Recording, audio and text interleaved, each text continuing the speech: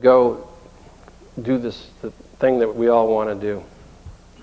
I was inspired by a high school in Fredericksburg, Texas.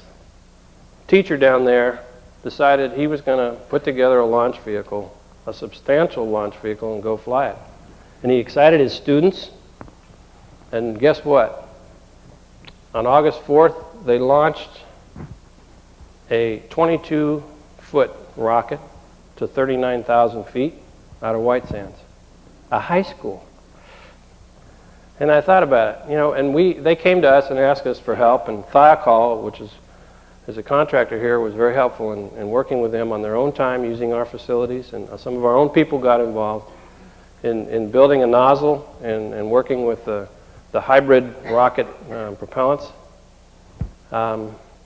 This teacher is an amazing teacher. I want to give him a center director's commendation. We need to do that. If this high school can do it, why aren't we doing something like this? So I'm announcing today an initiative which involves 2 new launch vehicles. One led by a university, one led by a high school locally here in our community. The idea is to build over the next 12 months, design, you know, start with system engineering, do good project management, and build and launch this reusable launch vehicle. That's what our charter is, reusability.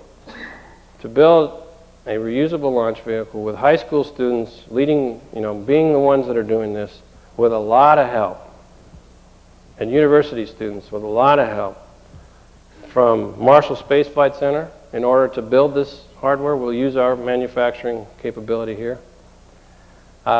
Marshall employees who want to volunteer their time after hours and weekends to get involved in one of these exciting projects.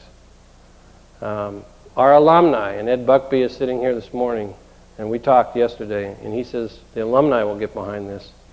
We can give these students tremendous help, and we can enjoy the process, and we can learn in the process right along with the students to build a reusable rocket, and then to build a microgravity payload for each of these 2 rockets that would go on top and come down and do real science.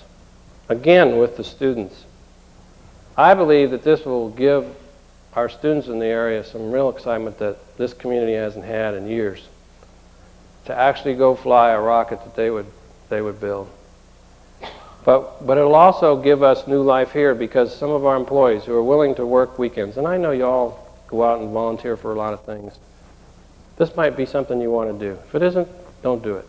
I mean, there's not enough, you know, 5,000 people can't gather around one project.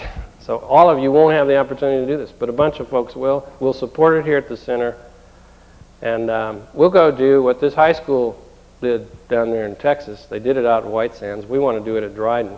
That's our center of flight test, and I haven't had an opportunity to get Dryden's sign up on that, but we'll work that. And we'll join behind, and we'll get behind UAH, who's going to lead the university team, and I think Ron Greenwood is here. Where are you, Ron? And there you are. We've talked, and UAH is behind this. And we want UAH to lead the way, but we want Calhoun and Oakwood and A&M to be a part of this so that they can have some of their students involved in this and some of their faculty if they want to go put together a program and fly a reusable launch vehicle and learn from it and have some great times with it. In the high school arena, I talked to several community leaders in the last day. They think it's a great idea.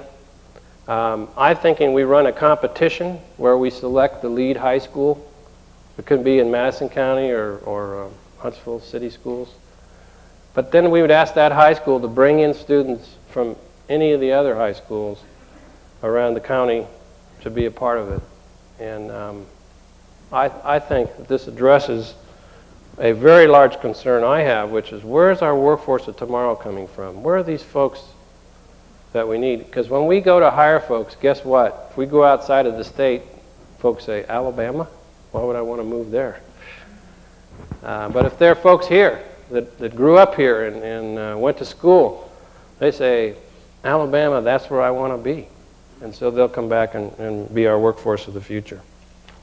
I'm excited about it, and it's, you know, this has not been worked out in a practical sense. It's only an idea at this point, and the challenge is for you all that want to be a part of this to figure out how to go do what I just talked about.